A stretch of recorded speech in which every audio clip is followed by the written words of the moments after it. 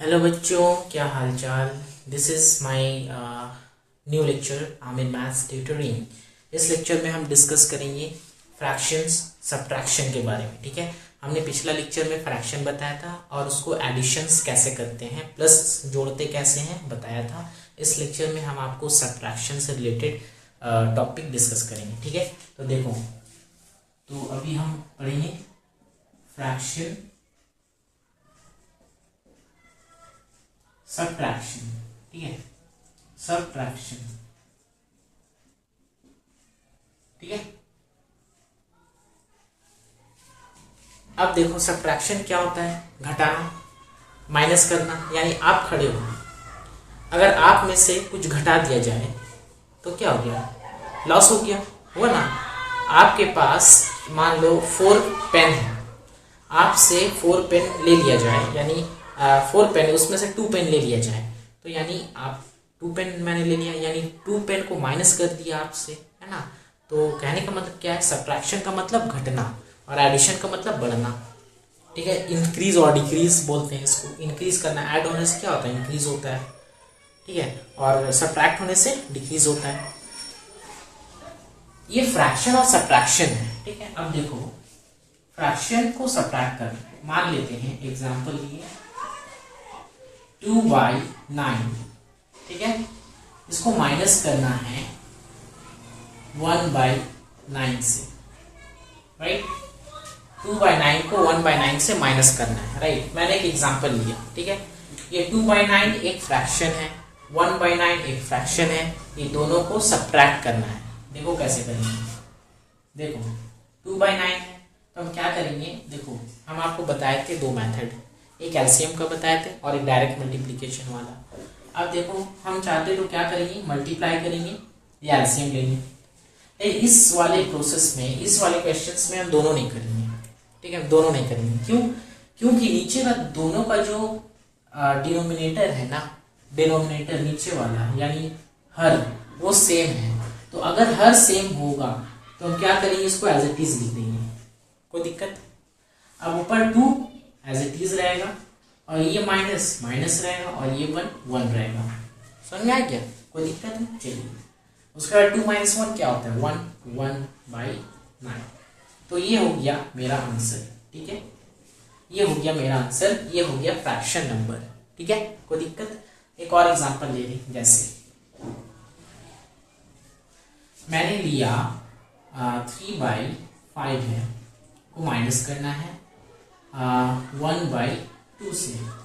ठीक है, इसको माइनस करना है। ठीक है, अब देखो हम क्या बोले थे, तो इसको चाहते ऐसा क्वेश्चंस को, चाहे इसमें प्लस हो या माइनस हो, उसको डायरेक्ट मल्टीप्लिकेशन या एलसीएम के थ्रू बनाओ। अगर नीचे दोनों का बेस सेम है, जैसे इसमें था, तो उनको क्या करना है, कॉमन लेना है। ये नीचे का जो डिनोमिनेटर है उसको कॉमन ले लिया और उसको ऊपर में जो साइन है, नंबर है, जैसे है वैसी एज इट इज लिख देना, राइट। एज इट इज लिख देने के बाद हम क्या करने के बाद उसको सॉल्व कर देना। इसमें क्या होगा, देखो इसमें तो सेम नहीं है, इसमें तो अलग अलग है ना। तो इसमें क्या होगा, इसमें क्या होगा, इसको या तो एलसीएम से बना सकते हो या मल्टीप्लिकेशन डायरेक्ट वाला। अब देखो 2 - 3 = 6, माइनस ये माइनस हो गया, 5 - 1 = 5 डिवाइडेड बाई 5 - 2 = 10। कोई दिक्कत है। मैंने क्या किया, 2 से 3 को मल्टीप्लाई किया 6, 5 से 1 को मल्टीप्लाई किया 5, और नीचे वाला जो डिनोमिनेटर है 5 - 2 = 10 हो गया। अब इसको हम क्या करेंगे, सॉल्व करेंगे। 6 - 5 दैट इज 1 डिवाइडेड बाई 1010। ये हो गया आपका आंसर, राइट। ये हो गया आपका। एक और क्वेश्चन लेंगे,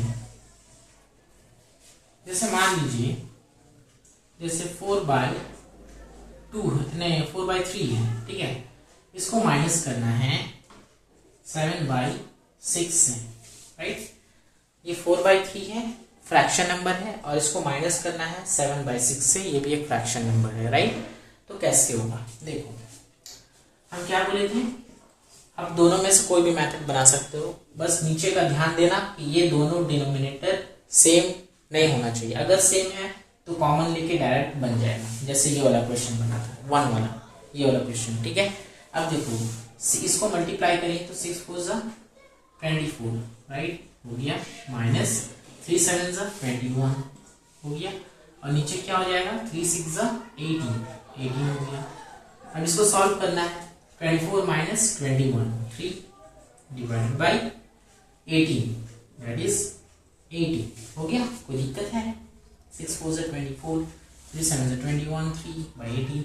अब देखो ये तो एक दूसरे का टेबल में तो नहीं आता है, 1/9 आ रहा है, ठीक है, 1/10 आ रहा है ना, मतलब आपस में ये नहीं कटेगा, ठीक है, एक ही टेबल में नहीं आएगा ये दोनों नंबर।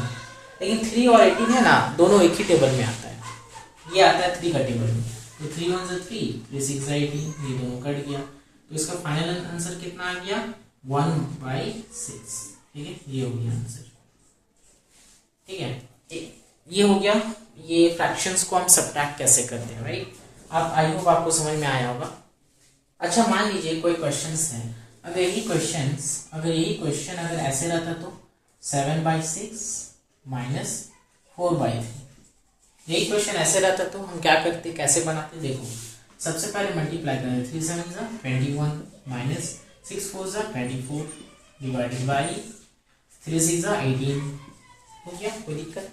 अब हम क्या करते हैं, माइनस करते हैं, क्योंकि बीच में माइनस है, माइनस करते हैं, तो 21 में 24 माइनस होगा, लेकिन यहाँ पे क्या था 24 में से 21 माइनस कर तो 3 हो गया, लेकिन यहाँ से 21 में से माइनस करना है। अब कैसे होगा, देखो 21 और 24, ठीक है, ये दोनों में से बड़ा कौन है, यानी 21 और 24 में से बड़ा कौन है, पहले देखो 24 बड़ा है, तो सिंपल 24 में से 21 को माइनस करो, कितना होगा 3 होगा, तो हमने 3 लिख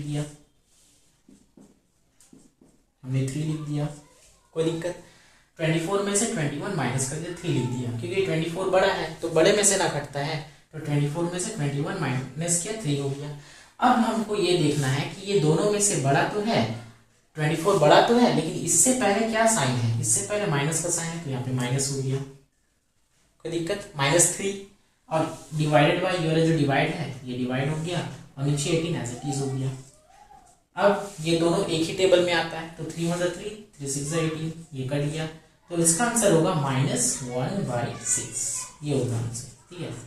तो हमको ये चीज ध्यान देने की जरूरत है, ठीक है। आई होप ये लेक्चर आपको समझ में आया होगा, माइनस को कैसे हम जो है यहाँ पे हैंडल किए ऐसा क्वेश्चन में, फिर हम उसका मल्टीप्लिकेशन मेथड कैसे लगाएं, फिर हमने एलसीएम मेथड कैसे लगाया है ना, फिर हमने जो सेम बेस था, मतलब डिनोमिनेटर सेम था, हर सेम था, उसको मैंने कैसे सॉल्व किया। आई होप ये फ्रैक्शन सब्ट्रैक्शन वाला आप टॉपिक समझ में आया होगा।